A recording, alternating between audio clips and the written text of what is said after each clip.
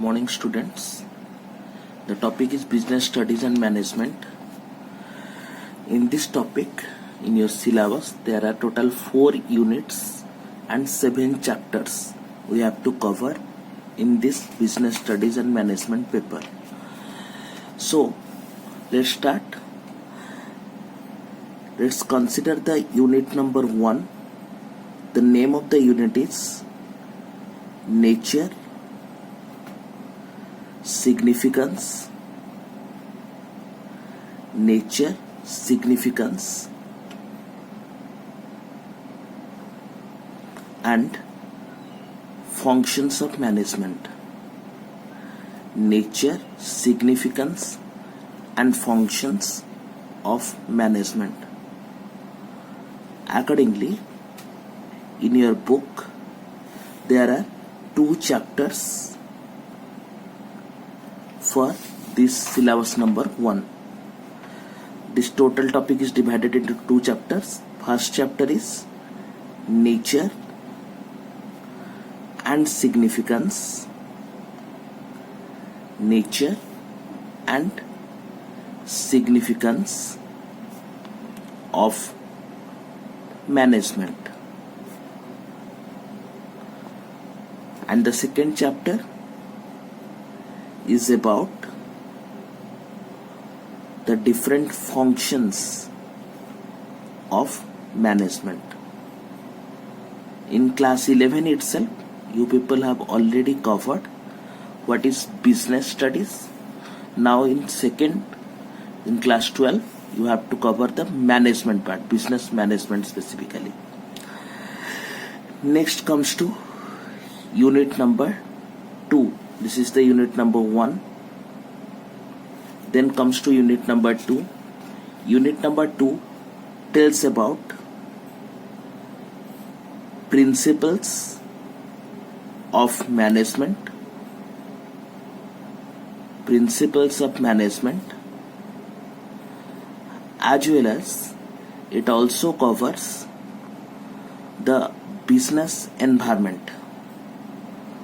That means the surrounding of the business in which a business organization operates its activities. Accordingly, chapter number 3, you have to cover the principles of management. Principles of management. In this topic, you have to cover 2 principles: Henry Fayol principle and Taylor's principle. And the second component that comprises chapter number 4 is business environment.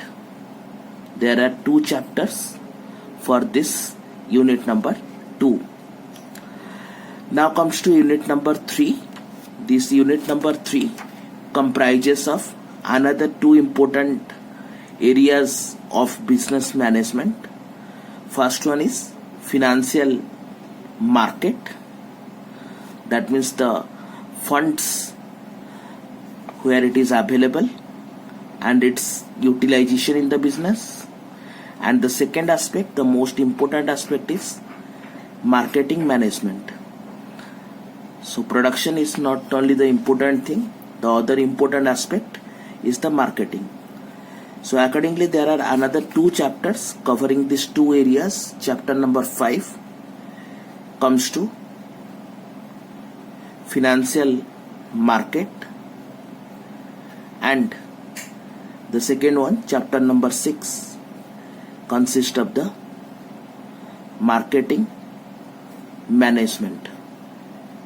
There are 2 chapters in unit number 3. Now comes to unit number 4. It comprises of only 1 chapter, that is about the consumers.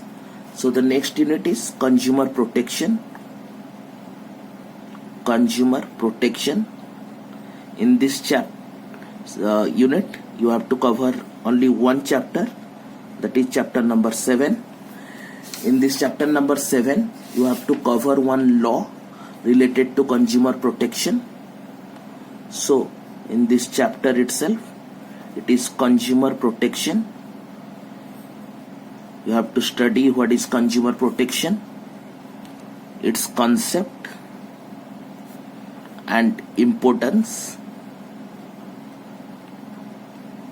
Along with this, you have to cover one law which is duly passed in our parliament, Consumer Protection Act.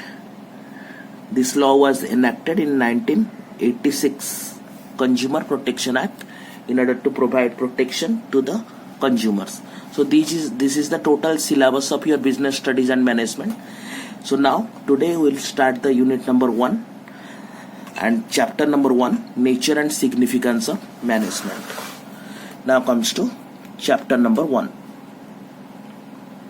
Chapter number 1 is about the nature and significance. Nature and significance of management. So this chapter is the fundamental chapter. This is the basis for studying the other chapters. This chapter provides the concept of management. So first of all, you have to understand the concept of management. After that, you can able to study the different areas or aspects of management. So for understanding the concept, let's start some conceptual parts. As we all know, human wants, that means our requirements, are unlimited, and every day due to increase in population, human wants are increasing. As the human wants are increasing, what we have to do? We have to conduct some activity. Why? To fulfill the human wants. And in this world, no one can single-handedly handle all the activities. Therefore, we depend on each other. That means certain group of persons are required to achieve the objectives or achieve the activity or complete the work. So we can term it as group activity. That means a group of persons working towards a common objective.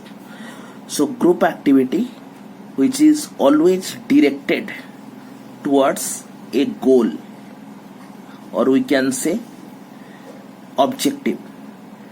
There must be a certain clear and specific objective which is required to be achieved by the group of persons. But the issues arises when there is a group activity. There must be someone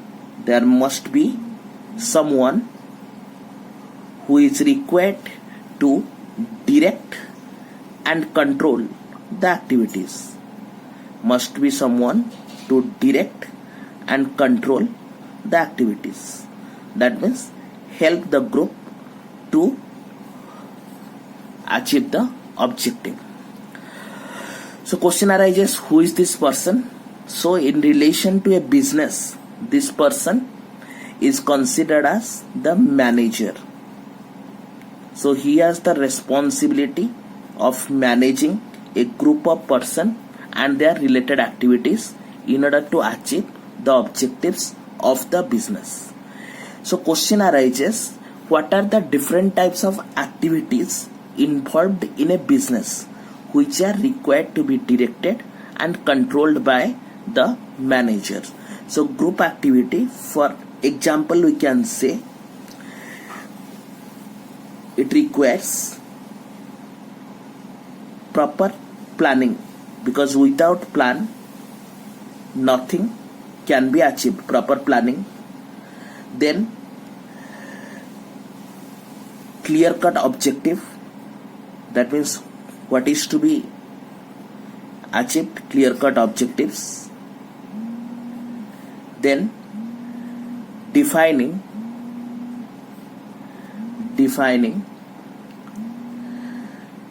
the duties and responsibilities.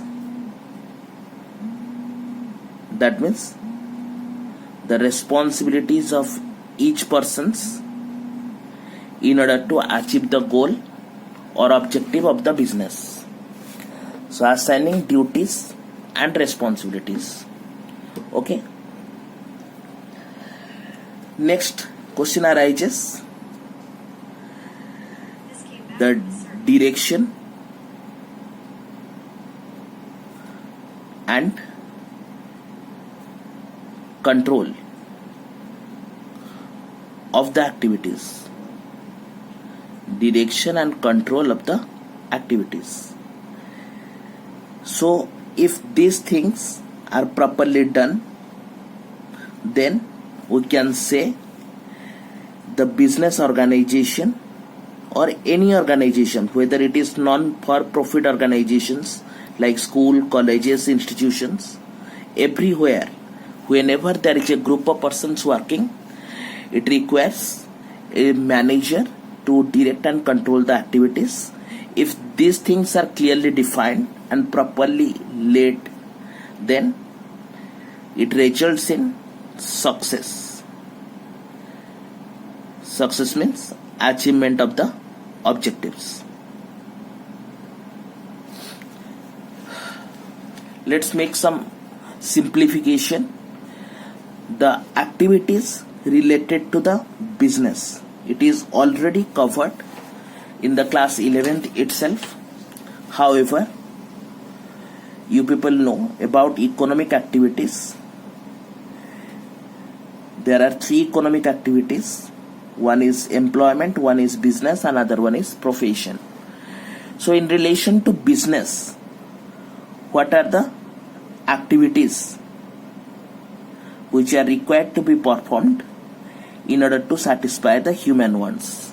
So in relation to business, there are basically 3 types of activities. One is production or manufacturing. Second one is trading, that means the activity of buying and selling the goods.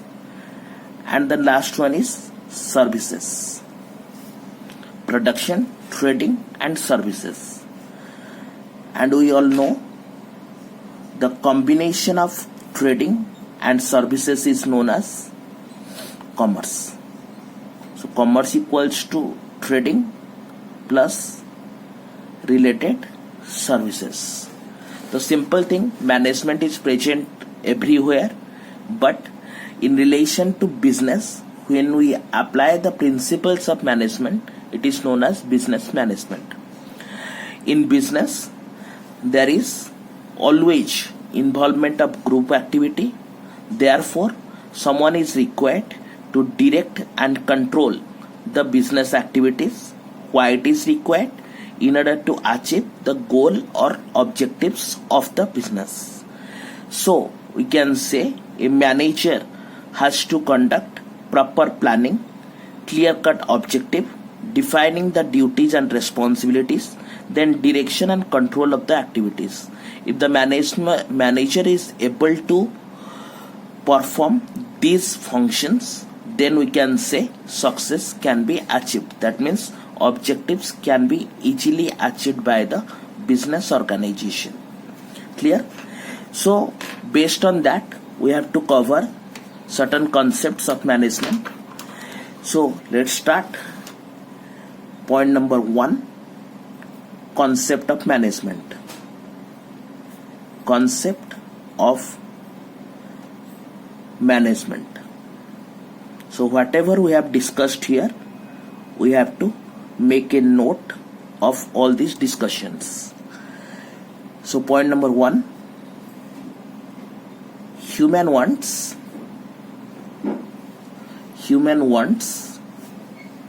are continuously rising, and it is impossible, almost impossible to fulfill them single handed. That means a person cannot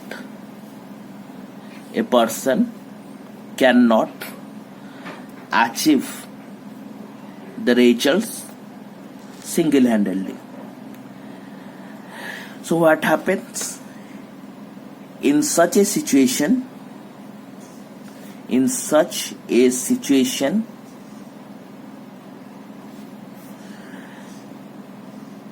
Group activity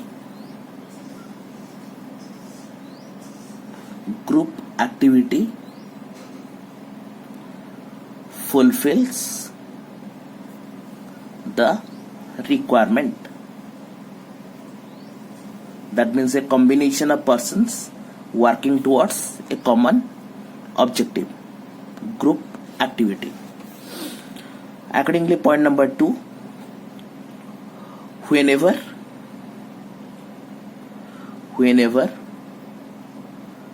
there is a group activity,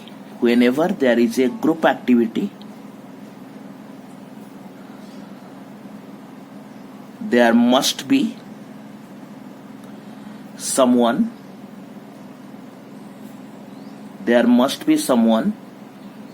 to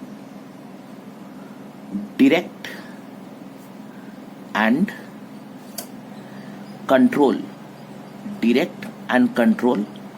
the activities, who is popularly known as manager.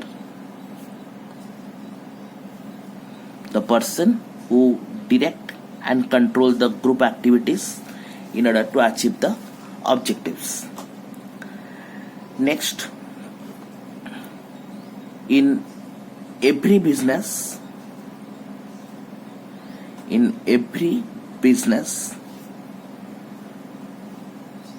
there must be a clear and specific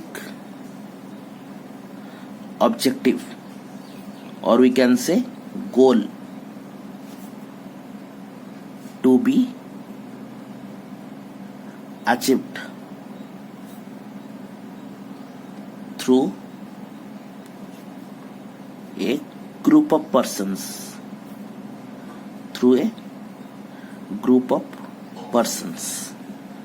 So what are the objectives or goals of a business? Later on we can discuss on that in details.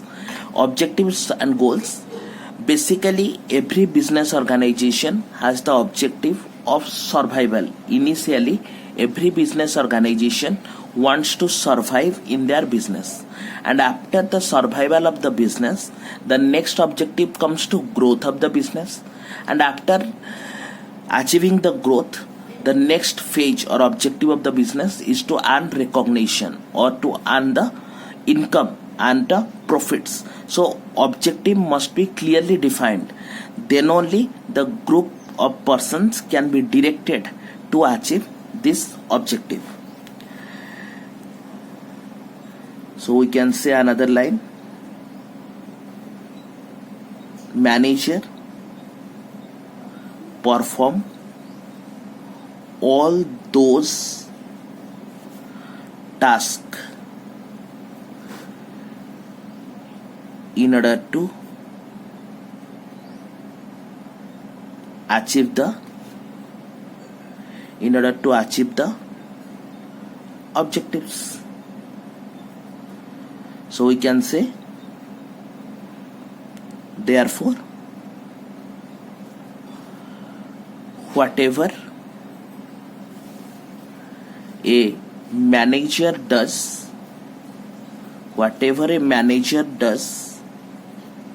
is management. That means whatever activities undertaken by a manager is known as management. Remember one thing, management is required for all types of activities, whether it is for the purpose of business or for other purposes. That means not for profit organization also, like in school, colleges, club, hospital, everywhere management is required, because without management we cannot achieve the goals or objectives. So another point we can add, management is essential for both business as well as non-business purposes. You can take an example in case of any event in your home or nearby locality. Management is required in order to successfully complete the event also. Both business as well as non-business purposes. Management is highly essential.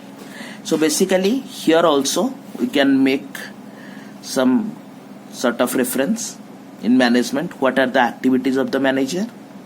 We can say planning, then organizing, that is organization, then arranging the staff, that is staffing, then provide them the direction to achieve the results, direction, and finally control the activities. So these are the basically the activities which are undertaken by a manager in order to achieve the objectives. So after that, now comes to point number 2. Point number 2, basically some definitions given by some authors. Definitions of management. So for our convenience, let's take only one definition. No requirement of remembering many definitions. Only one definition is enough. So let's take the definition of F.W. Taylor, who is also known as the father of scientific management. According to F.W. Taylor, remember the name properly, because in the next chapter also we will cover the details. So F.W. Taylor, management is the art. Management is the art of knowing what you want to do, and then seeing that means observing, seeing that they, that means the group of persons, they do it in the best and the cheapest way, in the best and the cheapest way. So you have to remember this definition as it is. So according to F.W. Taylor, management is the art. That means it requires continuous dedication of knowing what you want to do, that means your objective, and seeing that, seeing means observing that they do it, that means the group of persons do it in the best and in the cheapest way. So this is the definition of management. You have to remember only one definition of management, not more than that. So now next comes to the characteristics.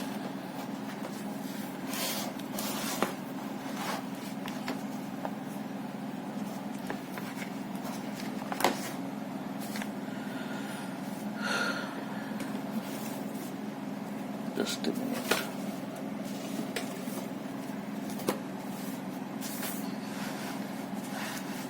Okay. So the third point is features or characteristics. Features or characteristics of management. Features and characteristics of management. So one by one we have to analyze the characteristics of management, most important questions for examination purposes also. So management is evolved over a period of time, therefore many authors have defined management in different ways. So based on that definitions we have derived some characteristics. So first one, let's take goal oriented. Goal oriented, because in management without setting the goals you cannot perform any kind of work. So management is always goal oriented. So in management the first task of the management is to determine the objective or goal of the organization. Then he puts all his efforts in order to achieve the goal or objectives. Therefore we can say management is goal oriented. That means management is always concerned about determining a clear cut and specific objective to be achieved. I have already told you the objectives are like survival of the business, growth of the business, earning profits, etc. So goal oriented. Now we need to make some points below goal oriented. Here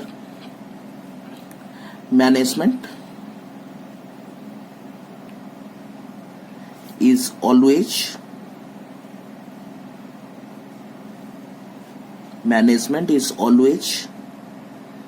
goal oriented,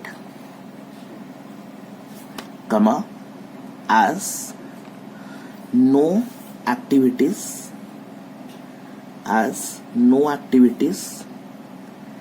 can be performed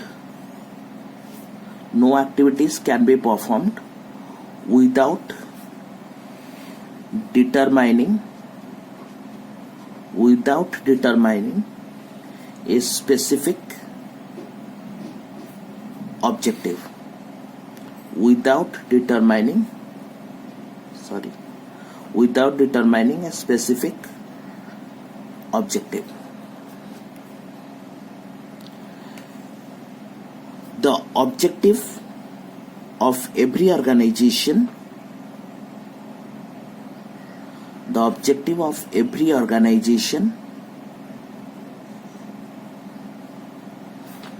varies from each other, or differs, you can say differs from each other. That means the objective of one organization cannot be the same for another organization. Varies or differs from each other.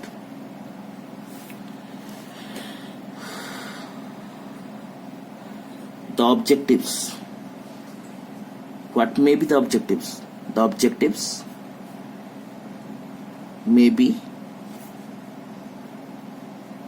survival of the business, or we can say growth of the business, or we can say earning profits. Then improving social relations,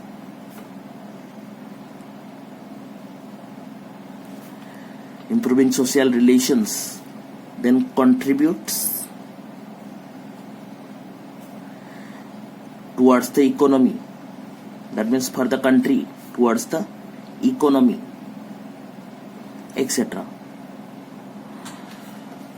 So the objectives differs from organization to organization, and the objective of one organization cannot be the same for other organizations. Therefore the basic step in management is to determine the objectives first, then we can proceed further, goal oriented.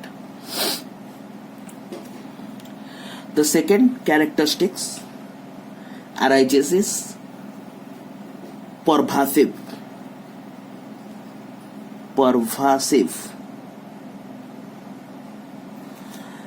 So pervasive refers to widely spread. That means we can say it is universal. That means the principles of management can be applied anywhere in the world. That means the coverage of management is very wide. So we can say the principles of management,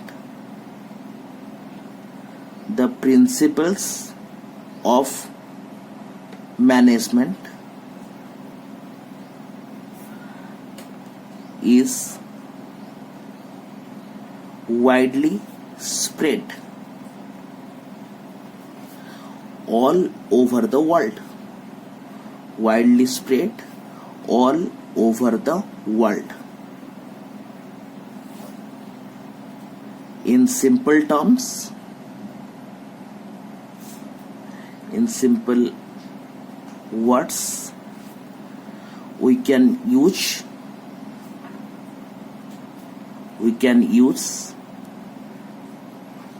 these principles.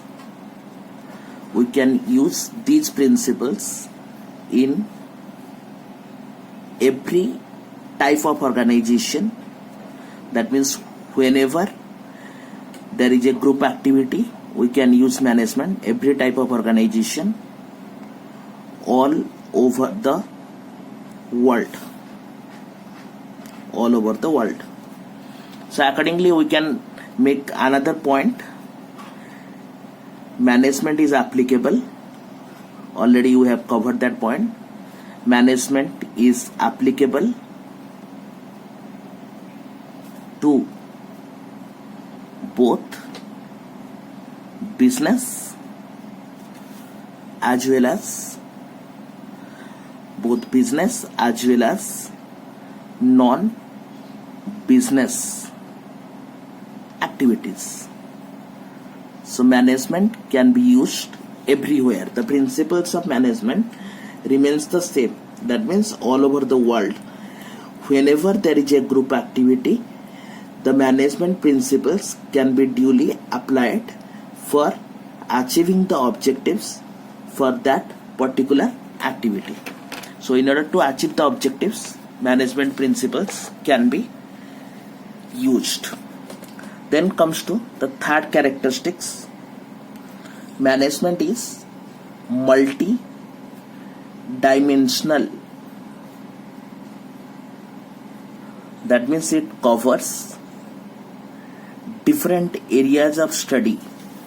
Multi-dimensional.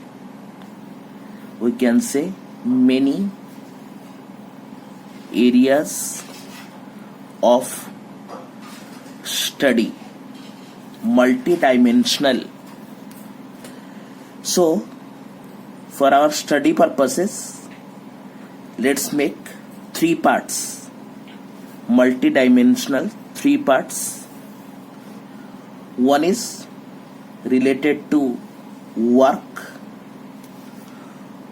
One we can say related to people, and another one is related to the operations. That means the activities. Management is applicable to the workplace, to the people, and for conducting the operations. So below that we can make points. Management is a multi-dimensional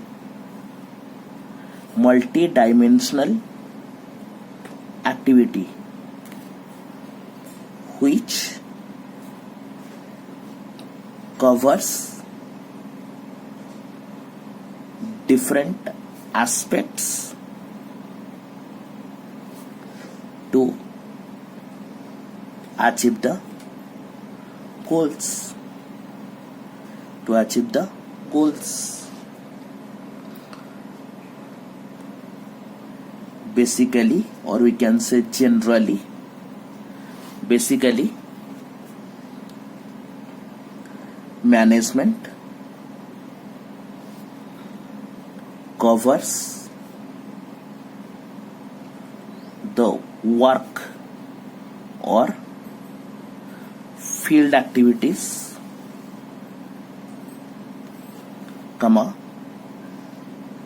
group of persons and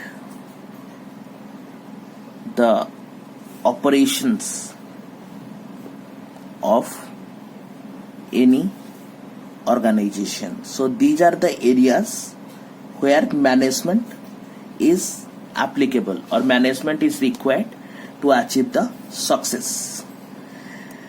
So next point comes to continuous process. What is that continuous process? See, the task of manager is not specific. The manager has to perform his task or activities, perform his tasks or activities continuously. That means without any end or without any pause. I have already told you the activities of manager is like planning, then comes to organizing, or we can say organization, that means coming together all the human and non-human factors, organization, staffing, then comes to directing, and the last one is control. So these activities are continuously undertaken by a manager in order to achieve the objectives. So management process is a continuous process. It has no end point.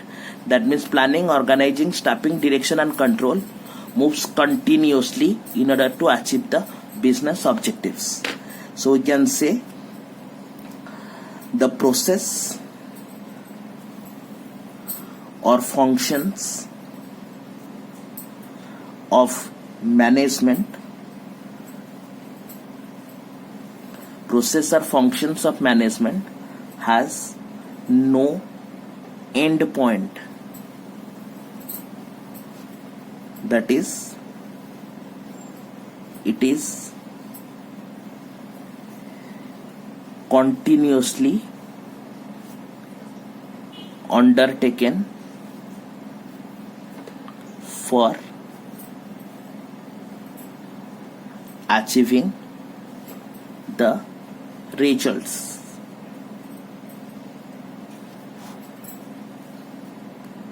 Manager, that means the person who undertakes the functions of management. Manager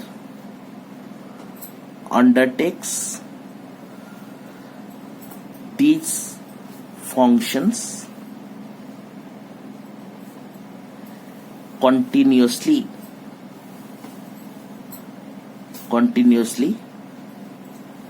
without any stop or end. That means manager has to continuously perform these functions in order to achieve the objectives. Therefore, management is considered as a continuous process. So it is, you can say, management cycle: planning, organizing, staffing, directing and control. These are the functions.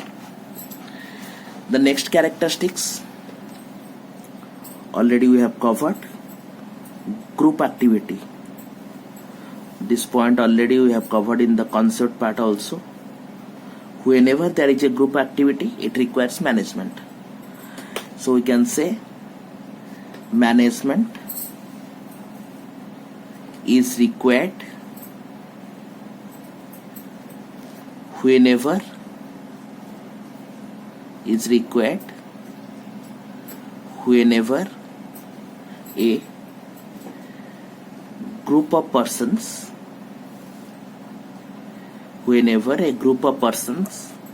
are working together to achieve the goal.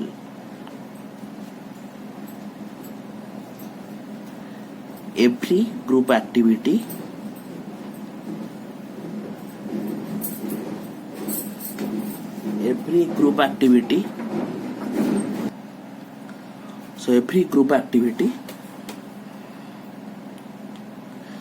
requires management to direct and control its smooth conduct. That means continuous monitoring is required in order to achieve the objectives. Next characteristics comes to dynamic function.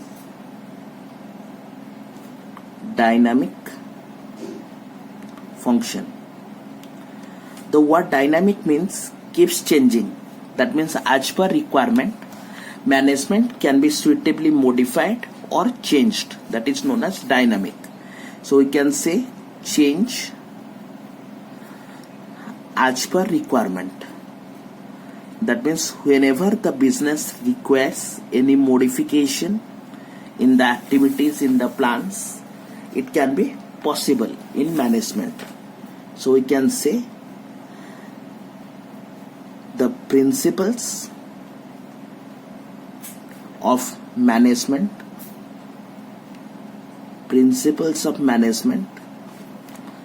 are dynamic in nature. That is, can be changed or modified according to the requirements of the organization. So we can say management functions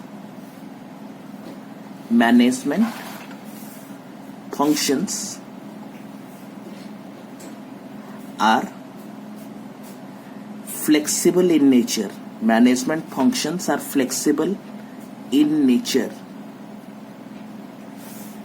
which can be duly adjusted with the changing environment.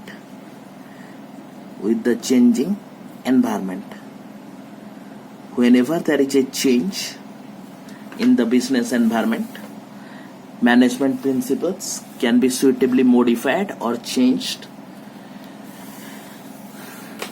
as per our requirement. So next characteristics is intangible. Intangible means no physical existence. Management cannot be seen or touched, but the presence of management can be felt from the organization. You can take a example in your school days when your entire class maintains discipline, remains quiet even in the absence of the teacher. In that case, we can say the class is more disciplined. The management of the class is proper because it can be felt. It cannot be physically present, but you can observe the presence of management from the conduct of the activities. If the activities are smoothly conducted in the organization, that means the management is properly present in that organization. So we can say management is an intangible force which has no physical presence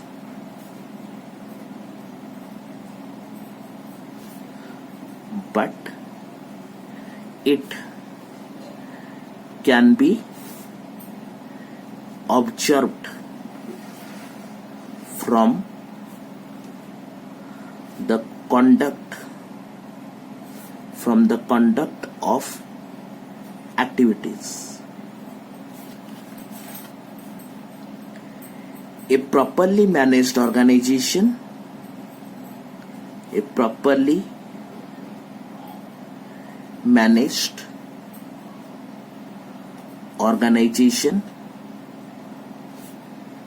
can able to achieve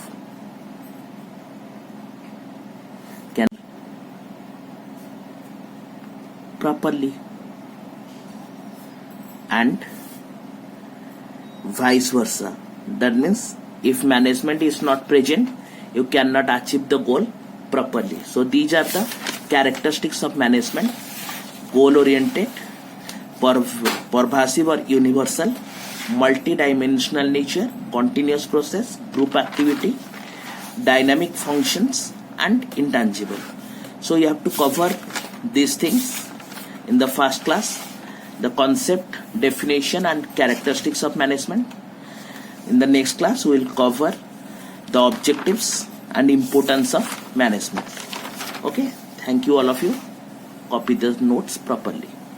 One more thing, students, for the proper understanding of this management principles, I am giving a link of management in the movie of Lagan.